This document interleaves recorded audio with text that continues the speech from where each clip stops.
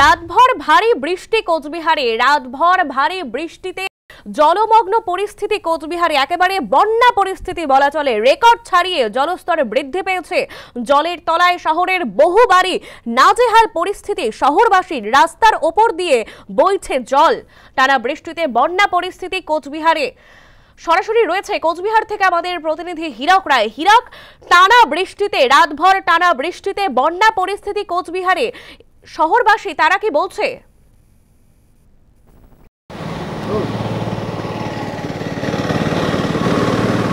দেখো, একদমই কুচবিহারে যে পরিমাণে বৃষ্টি হয়েছে সেই বৃষ্টির কারণে কিন্তু কুচবিহার গোটা শহর প্রায় জলমগ্ন বলা যেতে পারে।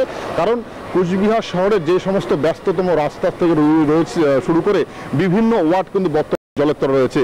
এবং তোমাকে জানিয়ে রাখি যে এই গতকাল মধ্যরাত থেকে যে বৃষ্টি হয়েছে সেই বৃষ্টির পরিমাণ এতটাই বেশি ছিল যে কুচবিহার পৌরসভার যে নিকাশি ব্যবস্থা, সেই নিকাশি ব্যবস্থা কিন্তু সেই জলকে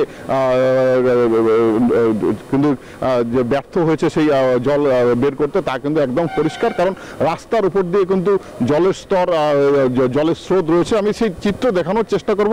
আমরা রয়েছে কুচবিহারের যে ব্যস্ততম জায়গা, মিনি বাস স্ট্যান্ড এলাকা, বাস টার্মিনাস এলাকা। এখানে এই জায়গাটাই কিন্তু কুচবিহারের সব থেকে ব্যস্ততম জায়গা। এই জায়গাতেই কিন্তু দেখা যাচ্ছে যে প্রায় হাঁটু জল। বাস থেকে শুরু করে টোটো, অটো, গাড়ি সমস্ত কিন্তু এই জলের মধ্য দিয়ে চলছে। সাধারণ মানুষের কিন্তু একটা ভোগান্তির পরিবেশ তৈরি হয়েছে। বিভিন্ন বাড়িতে জল ঢুকে গিয়েছে। এই অবস্থায় কিন্তু সকাল থেকেই যে চিত্র দেখা যাচ্ছে যে কুচবিহার শহরের বিভিন্ন রাস্তাগুলি, সেই রাস্তাগুলি কিন্তু একদম জলমগ্ন হয়ে পড়েছে। আর যার ফলে কিন্তু একটা নাজেহাল পরিস্থিতি তৈরি হয়েছে।